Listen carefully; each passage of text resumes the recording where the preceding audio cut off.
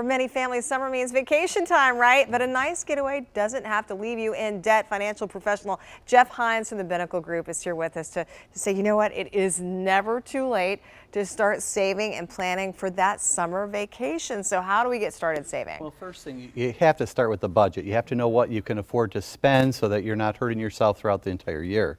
So you don't want to be charging your whole vacation. No, exactly. But we talked about that, and sometimes you can use a charge card. There's good cards that maybe will give you points or discounts towards flights or hotels, and that's always a good idea. Okay, well there you go. So it could pay you dividends later if you can charge it and pay it off. As long as you do. If you budget right, and then make sure you pay that trip off when you're done with it, so that you're not paying a high interest rate throughout the year for that trip. Those interest rates will get you if you let them get out of control, that's for sure.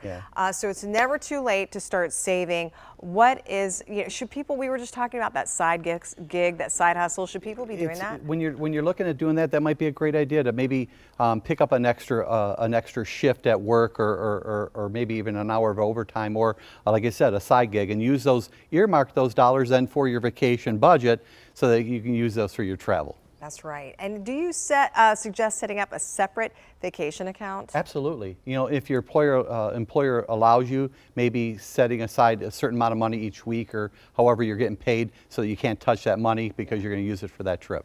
That makes sense. It really does. So what is another step people can do just to save money in everyday ways? There's lots of great technology. There's apps out there that you can track your spending on, Mint and every dollar. And then obviously there's a lot of websites you can use like Expedia and Kayak and Priceline to help find you a really good price on a hotel or flight that you might be using. Okay, that all helps as well. But your favorite saving money apps would be?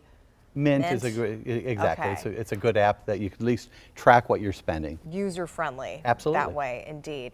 A lot of people might think, well, the summer's already started. It's too late to save for a whole vacation. Not too late. And once again, if you just maybe start cutting back on some of the stuff that you're doing, maybe that expensive cup of coffee occasionally, or we talked about maybe a gym membership that you're not using anymore, use those dollars and earmark it towards your vacation. Can you save money on lodging? Absolutely. Like I said, there's a lot of great technology out there, and a lot of times people think that you have to book early.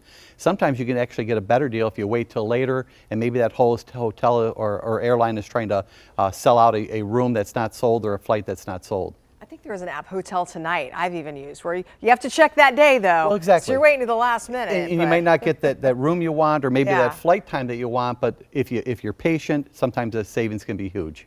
Jeff Hines from the Binnacle Group, we really appreciate your advice this morning so people can get away and enjoy a summer vacation. Weather's here, let's enjoy it. Oh, it's so true. Beautiful. Thank you again. Thank you. We appreciate it.